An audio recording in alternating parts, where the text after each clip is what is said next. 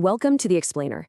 We are jumping straight into it today, because what we're looking at is an absolutely massive structural collision between ancient philosophy, modern artificial intelligence, and our fundamental human freedoms.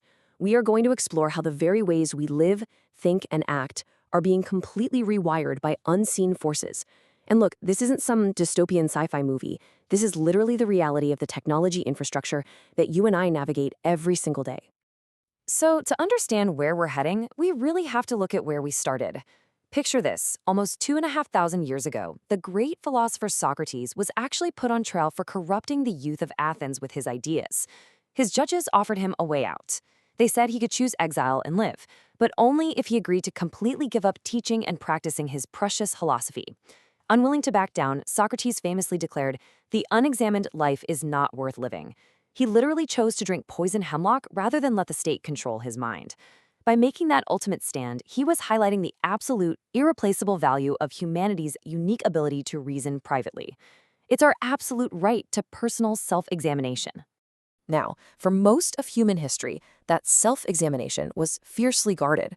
Only you had the full picture of your struggles, your worries, your hopes, and your regrets, right? But today, wow, things are completely different. Most of our self-examination, our communication, and our opportunities to learn from our mistakes happen entirely in public view.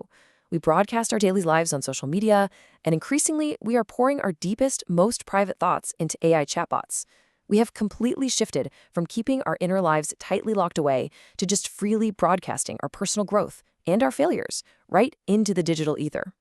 But despite this massive shift, most of us still walk around with the illusion that our day-to-day lives are private. We think, oh, only I know what I'm truly up to. Well, I'm going to have to shatter that illusion for a second. The hard truth is, to even participate in modern life, you basically have to exist within a system that is constantly harvesting you. Yes, you are being harvested. Almost everything you do, whether in the physical world or the digital world, is instantly being transformed into raw data. And you know what the truly shocking part is? It's how incredibly mundane these tracked behaviors are. They aren't just recording your major life events. We're talking about the places you visit, the media you watch, the random things you buy. It gets even crazier. They track a passing interest you happen to suggest to a friend, or, incredibly, the exact pattern your mouse makes as it hovers over different parts of a screen before you even click. All of these tiny, seemingly meaningless digital footprints are continuously collected. And they aren't just sitting safely in some vault. They are actively sold, traded, and stored by thousands of companies, most of which you and I have literally never even heard of. Now, all this mundane data builds into something we have never seen before. Think about it. In the past, spying on people was an incredibly expensive operation. Kings and emperors were always super paranoid about plots to overthrow them, sure, but human resources were limited. I mean, if half your kingdom is busy spying on the other half, the whole society just collapses. But artificial intelligence, it completely flipped the economics of surveillance. What used to be a really rare, super expensive, and highly targeted human tactic has been transformed by AI into a cheap, widespread, and fully automated operation. And it's running continuously on a massive, massive scale. So the crucial piece of the puzzle here is understanding exactly how AI processes all that boring, mundane data we just talked about. Enter AI predictive modeling. The exact same qualities that make an AI so incredibly good at reading a whole book and instantly identifying the themes and subplots make it mind-blowingly good at finding patterns in human behavior.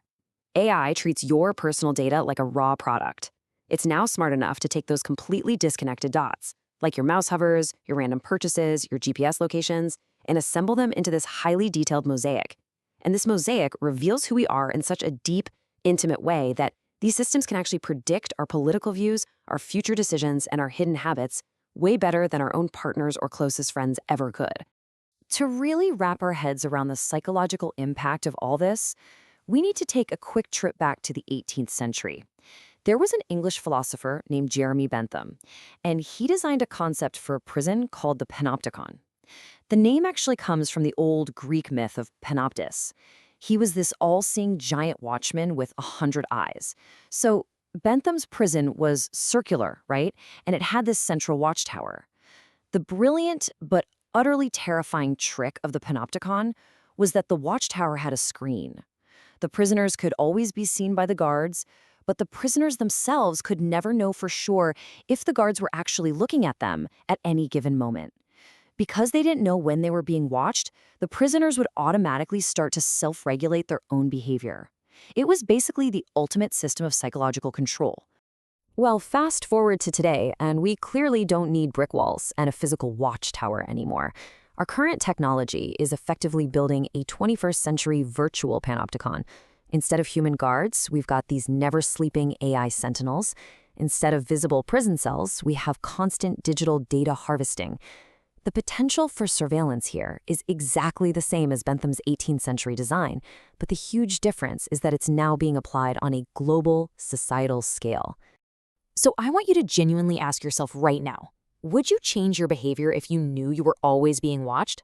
Seriously, if you knew that someone somewhere had this superhuman ability to connect all the dots of your passions, your deepest secrets, and your mistakes, you would absolutely behave differently, right?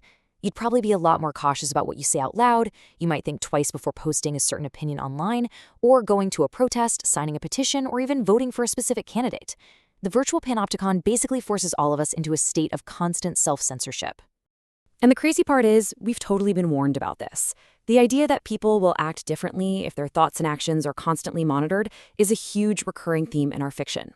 Think about Big Brother in George Orwell's 1984, or the whole concept of pre-crime in the movie Minority Report. The major takeaway for us here is that these aren't just fun, cautionary sci-fi tales anymore.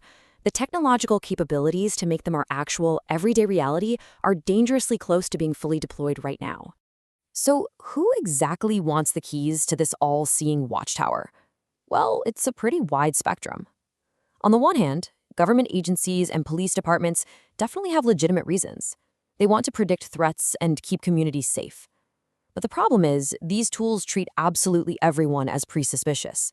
They collect the data first and ask questions later. And once that massive infrastructure is built, it hands unimaginable power to whoever is at the controls. Dictators can squash dissent before it even materializes. Billionaire CEOs can track a competitor's every move before a product even launches. Cartel bosses can secure their influence. Whoever controls the AI essentially controls the entire board. Which brings us to this deeply terrifying split in how we are viewing the future. You might remember over the summer of 2026, the phrase permanent underclass went totally viral. Now, the public definition of that term usually focused on economics. It was this big fear that rapid AI automation was going to create a lower class of people left permanently unemployable. But actually, inside Silicon Valley, the term has a way deeper, much more dystopian meaning. For them, it's not really about who has a job, it's about power. They're foreseeing a world strictly divided into two types of humans: the very few elites who actually control the AI, and the billions of everyday people who will be forever controlled by it.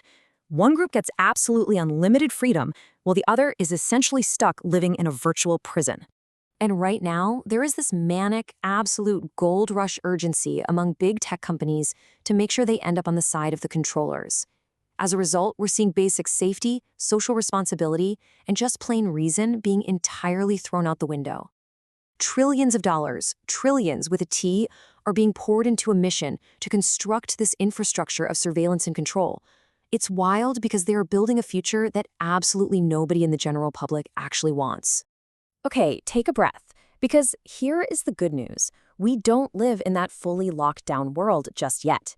We definitely still have the power to decide what kind of society we want to be. But protecting our authentic selves requires immediate, decisive action.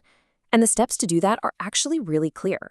First up, we've got to fundamentally change our laws around privacy and data harvesting. The default setting can just no longer be absolute surveillance. Second, we as a society have to start making really thoughtful decisions about what kinds of surveillance tools are even legally allowed to be built in the first place. And third, we must strictly regulate exactly how those tools are permitted to be used.